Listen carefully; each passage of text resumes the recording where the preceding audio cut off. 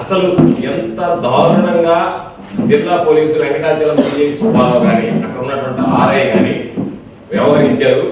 దీనికి సంబంధించి జిల్లా ఎస్పీ గారు ఏమాత్రం పట్టించుకోకుండా అసలు తనకు పట్టనట్టుగా తను ఈ జిల్లాలో ఎస్పీగా పనిచేస్తున్నట్టే లేకుండా ఎంత నింపాదిగా వ్యవహరిస్తున్నాడు అనేటువంటి దానికి ఈ కథనం ఒక ఉదాహరణ. అందుకనే ఈరోజు ఒక్కసారి చూస్తే మీకు క్లుప్తంగా తెలియజేస్తాను. ఇది శేషయ్య మీద ఇచ్చినటువంటి ఎఫ్ఐఆర్, కట్టినటువంటి ఎఫ్ఐఆర్. ఈ ఎఫ్ఐఆర్ లో మీరు ఎక్కడ కూడా చూడొచ్చు.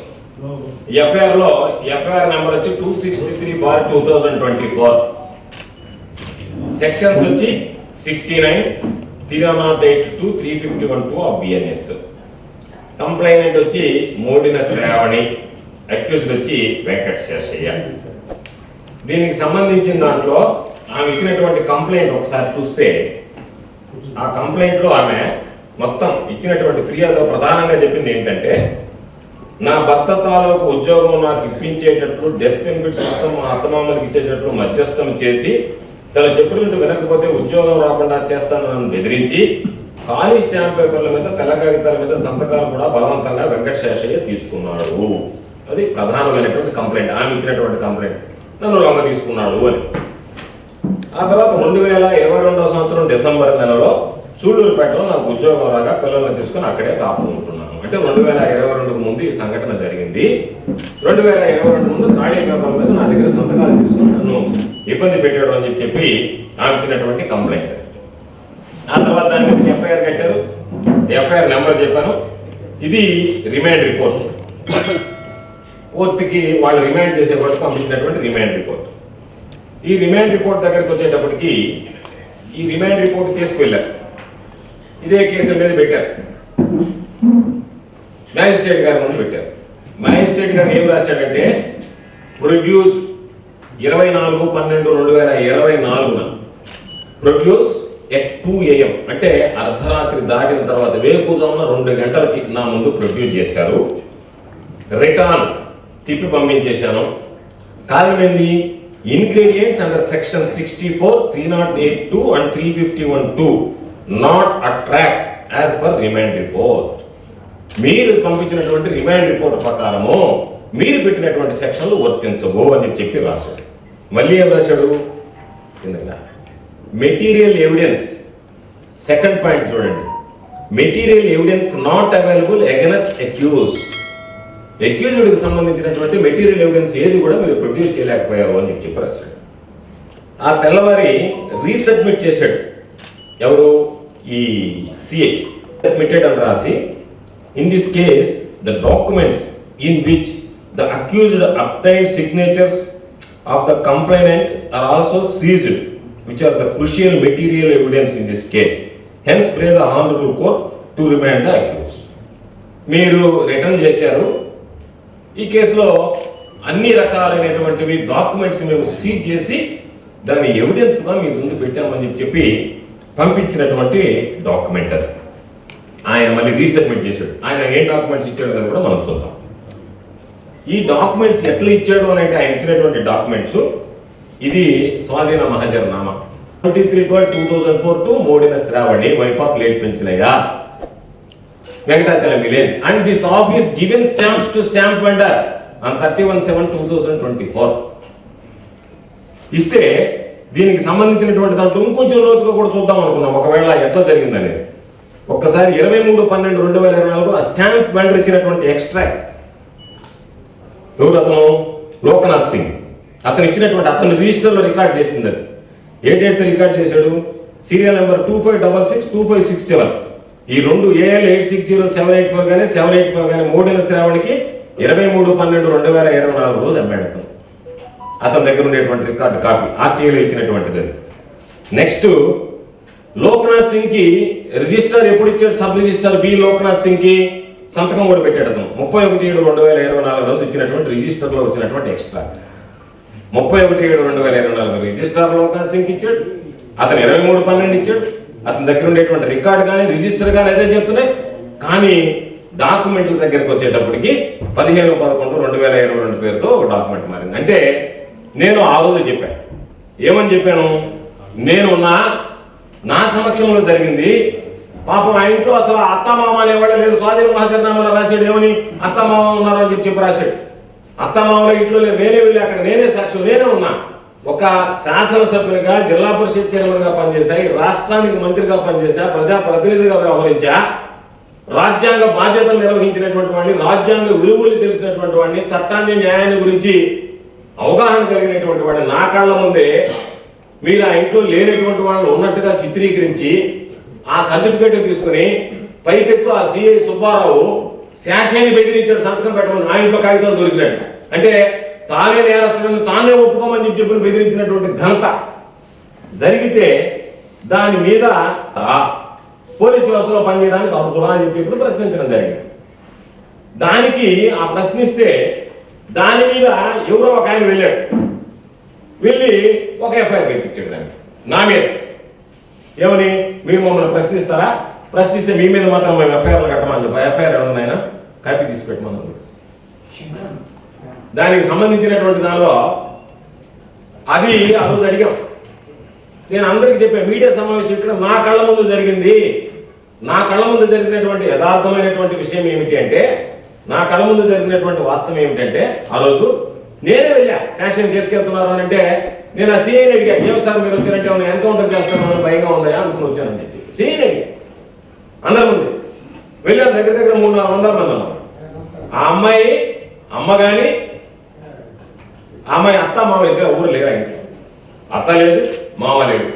ఉన్నదల్లా శాషే ఉన్నాడు, ఎస్ఐ ఉన్నాడు, సిఐ ఉన్నాడు, విఆర్ఓ ఉన్నాడు.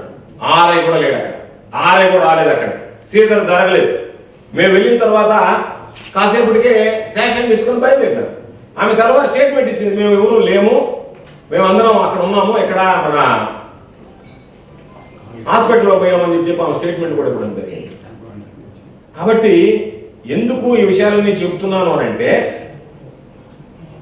ఒక బలహీన వర్గాలకు సంబంధించినటువంటి యాదవ సామాజిక వర్గం సంబంధించినటువంటి వాడు సోమిరెడ్డి లాంటి అవినీతి పరుని ప్రశ్నిస్తే, మీరు నన్ను ప్రశ్నిస్తే మీ మీద దొంగ కేసులు పెడతాం అంటే ఈ కూటమి ప్రభుత్వం ఏ విధంగా పనిచేస్తుంది ప్రజలకు సంబంధించి ఇంత దారుణం. దీనికి ఈరోజు మనం చూస్తే నేను మరలా చెప్తున్నా, ఒకవేళ ఈరోజు చేయకపోవచ్చు, అడిగితే అసలు ఎంత విచిత్రం అంటే ఈ కేసు వేదాయపాలెం పోలీస్ స్టేషన్లో కట్టారు నా మీద ఈ కేసు. ఈయనెవరో ఉప్పు పద్మయ్య అంట. ఈయన పోయి పాపం గోవర్ధన్ రెడ్డి గారు పోలీస్ ఇన్స్పెక్టర్ని బెదిరించేదని ఆయన కేసు పెట్టాడు. ఆయన ఎఫ్ఐఆర్ కట్టింది ఏంటంటే, ఎందుకు ఎఫ్ఐఆర్ అయిందా, ఏం ఎఫ్ఐఆర్ అయిందంటే ఎవరో ఉప్పు పద్మైన ఎంటాజలమైనా గోవర్ధన్ రెడ్డి గారు పోలీసు వాళ్ళు అట్లా మాట్లాడేది నాకు బాధేసిందని చెప్పి ఆయన కంప్లైంట్ ఇస్తే ఆయన కంప్లైంట్ మీద ఎఫ్ఐఆర్ కట్టించింది. అంటే ఎట్టుందంటే మీరు మాట్లాడతారా ఎఫ్ఐఆర్ వేసేస్తాం. ఈ కేసులకి, ఈ అరెస్టులకి, ఈ జైలుకి చాలా సందర్భాలు చెప్పాం, భయపడేటువంటి వాళ్ళకి కాదు. ఇప్పుడు భయపడటం లేదు. రేపు నా మీద కూడా ఏదో రకరకాల కేసులు బనాయించినా కూడా భయపడతానా, భయపడను. కాకపోతే పోలీసు వ్యవస్థలో పనిచేయడానికి అర్హులా అని చెప్పి ఇప్పుడు ప్రశ్నించడం జరిగింది. దానికి ఆ ప్రశ్నిస్తే దాని మీద ఎవరో ఒక ఆయన వెళ్ళాడు, వెళ్ళి ఒక ఎఫ్ఐఆర్ కట్టించాడు దానికి నా మీద. ఏమని, మీరు మమ్మల్ని ప్రశ్నిస్తారా, ప్రశ్నిస్తే మీ మీద మాత్రం మేము ఎఫ్ఐఆర్లు కట్టమని చెప్పి. ఎఫ్ఐఆర్ ఏమన్నా కాపీ తీసి పెట్టమన్నాను. దానికి సంబంధించినటువంటి దానిలో అది ఆ రోజు అడిగాం. నేను అందరికీ చెప్పాను, మీడియా సమావేశం ఇక్కడ నా కళ్ళ ముందు జరిగింది. నా కళ్ళ ముందు జరిగినటువంటి యథార్థమైనటువంటి విషయం ఏమిటి అంటే, నా కళ్ళ ముందు జరిగినటువంటి వాస్తవం ఏమిటంటే, ఆ రోజు నేనే వెళ్ళా. శాసనం తీసుకెళ్తున్నారు అని అంటే నేను ఆ సీఐని అడిగా, ఏమి సార్ మీరు వచ్చారంటే ఏమైనా ఎన్కౌంటర్ చేస్తారని భయంగా ఉందా అనుకుని వచ్చానని చెప్పి సీఐని అడిగా. అందరి ముందు వెళ్ళాను. దగ్గర 300-400 మంది ఉన్నాం. ఆ అమ్మాయి అమ్మ కానీ ఆ అమ్మాయి అత్త మామ ఇద్దరు ఊరు లేరు. ఇంట్లో అత్త లేదు, మామ లేదు. ఉన్నదల్లా శాషే ఉన్నాడు, ఎస్ఐ ఉన్నాడు, సిఐ ఉన్నాడు, విఆర్ఓ ఉన్నాడు. ఆర్ఐ కూడా లేడు అక్కడ.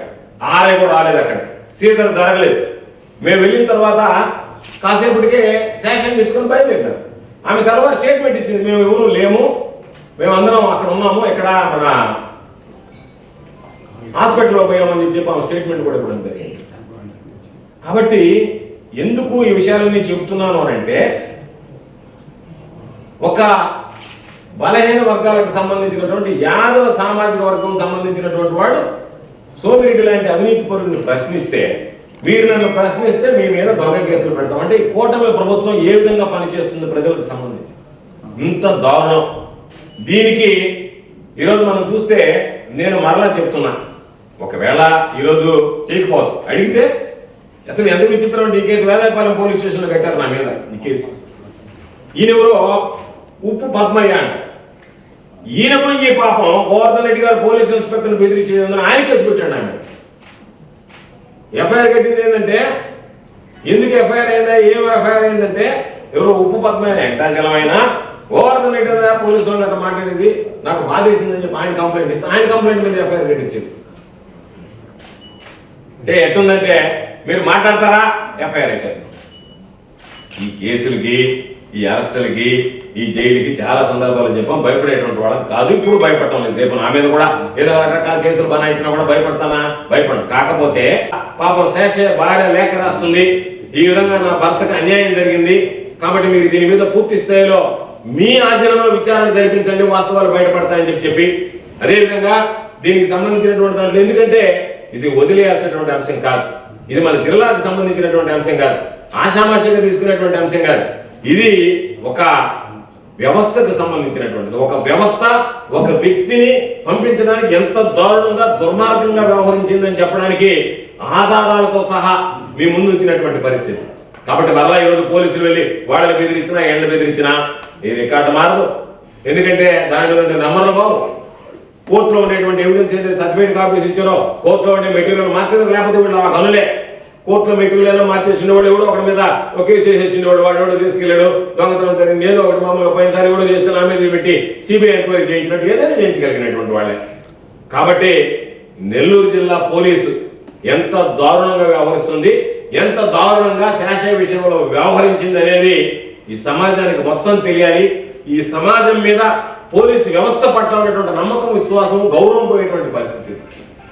కాబట్టి నేను జిల్లా ఎస్పీ గారు చేస్తారని నేను అనుకోవడం లే, అంత కెపాసిటీ ఉంటుందని నేను భావించడం లే. ఎందుకంటే ప్రభుత్వంతో కాదని, ప్రభుత్వం లేదు, నేను నీతిగా నిజాయితీగా నిలబడాల్సిందే, నేను ఐపీఎస్ అధికారిని, ఇక్కడ కాకపోతే ఇంకో జిల్లా వస్తుందని చెప్పి నిలబడి దీని మీద చర్యలు తీసుకుంటాడని నేను అనుకోవడం లే. అంత ధైర్యం చేసేవాడైతే ఎఫ్ఐఆర్ దొంగ ఎఫ్ఐఆర్ కంటే ధైర్యమే పోలీసులకు రాదు. ఎస్పీని ఖాతరు చేస్తామనేటువంటి భయం ఉంటే కింద స్థాయి వాళ్ళకి ఓయమ్మ నా పైన ఒక అధికారం ఉన్నాడే, నేనేదన్నా తప్పు చేస్తే ఈ జిల్లాలో ఉండే పోలీసు వ్యవస్థకే చెడ్డ పేరు వస్తుంది కాబట్టి ఆయన నా మీద క్రమశిక్షణ చర్యలు తీసుకుంటాడేమో అనేటువంటి భయం ఉంటే ఇంత దారుణాన్ని గుడిగడతాడని నేను అనుకోను. కాబట్టి ఆయన ఏమి చర్యలు తీసుకోలేకపోవచ్చు. కానీ ఏదైనా నా తరఫున డిమాండ్ ఏంటంటే ఐపీఎస్ చేసినటువంటి వ్యక్తిగా జరిగినటువంటి సంఘటన ఈ హయాంలో ఈ జిల్లాలో పోలీసు వ్యవస్థగా ఒక మాయనటువంటి మచ్చ కాబట్టి దీని మీద కనీసం చర్యలు తీసుకుని విచారణకు ఆదేశించి వాస్తవాలు ఏమి జరిగింది అనేటువంటిది అడిగితే ఎవ్వరు పడలే. ఆ ఆడ మనిషి పాపం మహిళ, ఆ అమ్మాయిని మధ్యలో పెట్టారు. మాకు మహిళలంటే గౌరవం ఉంది. ఎందుకు ఈ మాట చెప్పామంటే మొదటి నుంచి నేను పదే పదే చెప్పా, మహిళలంటే గౌరవం ఉంది, మహిళలు ఎవరి గురించి పరిచినా సరే ఒప్పుకోము, వాళ్ళ అన్యాయం జరిగితే ఒప్పుకోము. కానీ ఈ కేసులు ఆ విధంగా జరగలేదు, ఇది తప్పుడు కేసు, కావాలని తప్పుడు కేసు బనాయించారు, పాపం ఒక అమాయకురాలను అడ్డం పెట్టుకుని అని చెప్పి ఈరోజు ఆ అమాయకురాలు ఉద్యోగానికి ముప్పు పట్టలేటువంటి పరిస్థితి తీసుకొచ్చారు. కాబట్టి మీరు పిలిచి విచారణ జరిపి వాస్తవాలు తెలుసుకుని చర్యలు తీసుకుంటే కాస్తైనా కొంచెంలో కొంచెమైనా పోయినటువంటి ఆ పరువు ప్రతిష్ట ఈ జిల్లాలో పోలీసు వ్యవస్థ మీద, పోలీస్ శాఖ మీద, పోలీసు విభాగం మీద కొంతైనా నిలబడుతుందేమో. కాబట్టి దయచేసి ఎస్పీ గారిని ఆ దిశగా మీరు ఆలోచించండి అని చెప్పి నా విజ్ఞప్తి. దొంగ సాక్ష్యాలు పెడతారా? ఓ పోలీసులు దొంగ సాక్ష్యాలు పెట్టి ఒక అమాయకుడిని జైలుకి పంపిస్తే అది గొప్పతనమా? ఏం సమాధానం చెప్తారు దీనికి మీరు? ఈ తప్పుడు సాక్ష్యాలతో మీరు పంపించినటువంటి, తప్పుడు ఆధారాలతో పంపించినటువంటి దానికి సిగ్గుతో తలదించుకోవాల్సినటువంటి పరిస్థితి కదా పోలీసు వ్యవస్థ ఈ జిల్లాలో, ఈ రాష్ట్రంలో. మీరు తప్పుడు కేసులు పెట్టి ఎంతమందిని పంపిస్తున్నారు? ఆధారం లేకపోవచ్చు, అడిగేవాడు లేకపోవచ్చు, దాని గురించి మిమ్మల్ని ప్రశ్నించలేకపోవచ్చు. కానీ జరిగేటువంటి విషయాలు ఏమిటనేటువంటిది ప్రజలకు తెలియాల్సినటువంటి అవసరం ఉంది. కాబట్టి నేను ఈరోజు ప్రత్యేకించి ఈ ఆధారాలన్నీ సేకరించి నా కళ్ళ ముందు జరిగినటువంటి అన్యాయం, అందుకే నేను మొదటి నుంచి చెప్పా, ఇది నా కళ్ళ ముందు నేను చూసినటువంటి అన్యాయం, నేరుగా నా ముందు జరిగినటువంటి నేరం. కాబట్టి దీన్ని విడిచిపెట్టమని చెప్పా. దాని మీద ఏం జరిగిందని చెప్పి లోతుగా ఈరోజు ఆరాధిస్తే జరిగినటువంటి సంఘటనలు నాకే ఆశ్చర్యానికి గుర్తుంది. మేము అనుకున్నది ఏంటంటే ఏమన్నా పాత స్టాంపులు తెచ్చి పెట్టారేమో అనుకున్నాం. నిజంగా 2022 స్టాంపులు ఏదన్నా ఉంటే రిజిస్టర్లో ఆ స్టాంపులు ఏమన్నా పెట్టారో కోవూరు అనుకున్నాం. చూస్తే ఓయమ్మ అది కూడా దాన్ని మించినటువంటి న్యాయం ఇది. మేము అనుకున్నది సాధారణంగా కోవూరులో పాత స్టాంపులు దొరుకుతాయి. ఆ పాత స్టాంపులు తీసుకొచ్చి పెట్టారేమో అనుకున్నాం. పాత స్టాంపులు కాదు, కొత్త స్టాంపులకే పాత చేసి పెట్టారు. ఇంత దారుణమైనటువంటి విషయం. అదే నేను చెప్పేది. తెల్లబోయేటువంటి విషయం ఏంటంటే సాధారణంగా కోవూరులో ఒక ప్రతీతి ఉంది, పాత స్టాంపులు దొరుకుతాయి, ఆ పాత స్టాంపులు రికార్డుల పేరు రాసిస్తుంటారని చెప్పారు. అటువంటిది ఈ పోలీసు సుబ్బారావు ఒక అడుగు ముందుకేసి వెంకటాచలం సిఐ ఏం పర్లేదు ఎవరు లెక్క చేసి రా నేను పోలీసు వ్యవస్థలో ఉన్నానని చెప్పి కొత్త స్టాంపుకు పాత డేట్ వేసాడు. కాబట్టి ఆ స్టాంప్ వెండర్ని విచారిస్తే స్టాంప్ వెండర్ చెప్తారు ఎవరు బెదిరించి ఖాళీ కాగితాలు తీసుకొని దాని మీద డేట్లు రాసుకున్నారని. ఎవరు పోయి సంతకం పెట్టచ్చు. ఎల్లకాలం ఎస్పీ ఉండడు కదా, ప్రభుత్వం మారిన తర్వాత మరిలో ఇంకొక ఎస్పీ రాడా. ఆ ఎస్పీ వచ్చినప్పటికి ఇతను ఉద్యోగం ఉంటే ఉద్యోగం పోయి జరిగిపోతాడు, ఉద్యోగం లేకపోతే ఉద్యోగంలో నుంచి రావాల్సినటువంటి బెనిఫిట్స్ అయిపోయి జరిగిపోతారు. అంతే కదా. చెప్పాం కదా, తప్పు చేసినటువంటి వాడిని సప్త సముద్రాలు దాటి వెళ్ళినా పట్టుకొస్తానని చెప్పి మా నాయకుడు జగన్మోహన్ రెడ్డి గారు ఇప్పటికే చెప్పున్నాడు. ఎవరిని విడిచిపెట్టేది ఉండదు. అందులో భాగంగా ఖచ్చితంగా ఆధారాలన్నీ ఉన్నాయి. ప్రైవేట్ కంప్లైంట్ లాంచ్ చేస్తాం. వీలైతే హైకోర్టు కూడా దానికి సంబంధించినటువంటి చీఫ్ జస్టిస్ కూడా ఆ అమ్మాయి లేఖ పెడుతుంది. దాని మీద ఏమవుతుందో కూడా చూద్దాం.